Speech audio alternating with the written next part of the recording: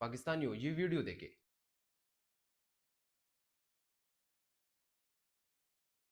ये तहसील headquarter hospital मियां चन्नू की एक वीडियो है जहां पर एक मेडिकल ऑफिसर एक पेशेंट का ग्लासगो कोमा स्केल चेक करने की कोशिश कर रहा है ताकि पता चले कि पेशेंट अनकॉन्शियस है या कॉन्शियस है, तो कितने हद तक कॉन्शियस है। जिसके बाद पेशेंट रिएक्ट करते हुए पेशेंट के रिएक्शन के साथ हमारा मेन स्ट्रीम मीडिया और हमारा सोशल मीडिया, उनकी तो कुछ बात ही अलग है।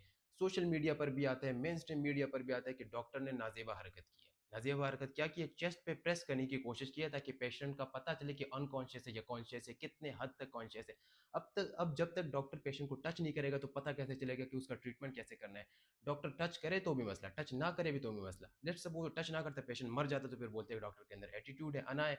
32-32 घंटे ये डॉक्टर्स अवेलेबल होते हैं, ऑन कॉल होते हैं, जो हाउस ऑफिसर्स होते हैं स्पेशली आपके लिए ऑन कॉल होते हैं। जब तक डॉक्टर पेशेंट को नहीं टच करेगा तो इलाज कैसे होगा?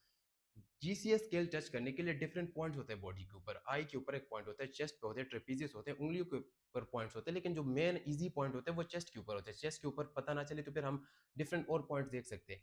तो ये तो एक मेडिकल तरीका है जो सालों से होता आ रहा है। मुझसे बात हर डॉक्टर करता है। अगर ये नाजेबा हरकत है तो ये नाजेबा हरकत हर डॉक्टर करता है और करता रहेगा।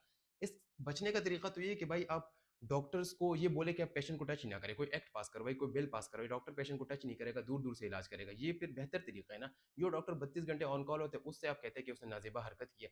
डीसी ने इस डॉक्टर का ट्रांसफर करवा दिया। इससे पहले ओटी से किसी सी सेक्शन की वीडियो आई थी तो डॉक्टर्स को सस्पेंड कर दिया गया। उससे पहले कोई असिस्टेंट कमिश्नर आकर डॉक्टर की बेइज्जती करता है। 17 ग्रेड का असिस्टेंट कमिश्नर 18-19 ग्रेड के डॉक्टर की बेइज्जती करके चला जाता है। ये हालात है इस मुल्क के, जहां पर ब्यूरोक्रेट्स हो गए, पॉलिटिशियंस हो गए, इनको ऊपर पेश किया जाता है। जिन्होंने मुल्क तोड़ा उनको ऊपर पेश किया जाता है। जो मुल्क को बनाने की कोशिश करे, जो लोगों को ठीक करने की कोशिश करे, उनके लिए 32-32 घंटे अवेलेबल होते हैं। उनके साथ क्या हो रहा है ये हमें इन 2-3 सालों में बहुत ऐसी चीजें देखने को मिली है।